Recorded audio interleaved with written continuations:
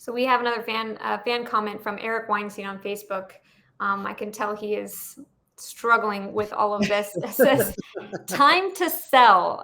To win 90 games, we have to go something like 56-32 and no postseason this year. Sell Scherzer, Pham for starters. Tim, do you think the Mets will become sellers at the deadline? Is there a world in which that happens? It depends on how you define sell. I think a lot of people, when they think sell, they think tank, basically. That's trading anyone who's a veteran. This team has a lot of them. That's probably moving Scherzer and Verlander. Might even be contemplating moving Alonso. I don't see the Mets going down that road. I think, limited sellers where they're trading some pieces that are on expiring contracts, like Tommy Pham or like David Robertson would probably be the one that gets the most at the trade deadline. That's a possibility if they're totally out of it at the deadline. But you've got to think like they've invested so much in this team. That Buck Showalter's only got a year left on his contract after this. Billy Epler, wants to make a solid impression as rumors about David Stearns have swirled for 4 straight years or whatever it is. They're invested a lot in this specific team having success. That makes it harder to sell than if, all of these guys had great job security. Well, Dave, it's also a good point to bring up. Hannah Kaiser actually brought this up the other day on Baseball Night in New York. She said, with the expanded playoffs, it's a lot easier to make the playoffs. So it's a lot harder for teams to sell their players. Do you think the Mets could become that?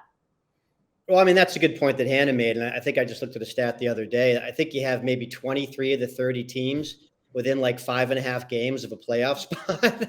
So that's why you don't see a lot of movement earlier before the trade deadline. That's like people wait right until August 1st, and to push the button on something like that. As far as fans wanting their team to be a seller, it's because they want to get rid of all the guys they don't want to look at anymore. It's not even like for a baseball smarts reason for it. They're like, you know what? I'm sick of looking at these guys.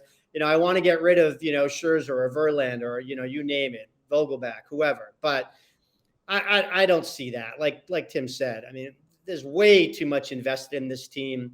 And Steve Cohen, though he is in the investment business and that involves some trading and selling, buying and selling, I should say, I don't see him, doing that to this team.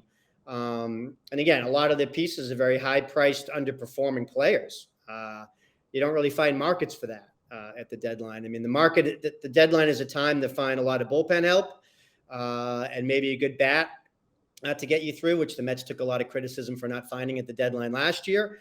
But no, that would surprise me if we saw any type of major pieces from this team being dealt.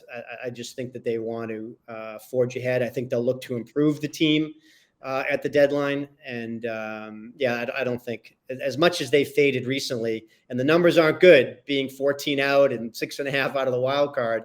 But they'll see it through.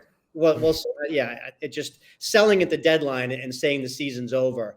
That'd be a really, really tough thing to do, I think, for Steve Cohen at this point.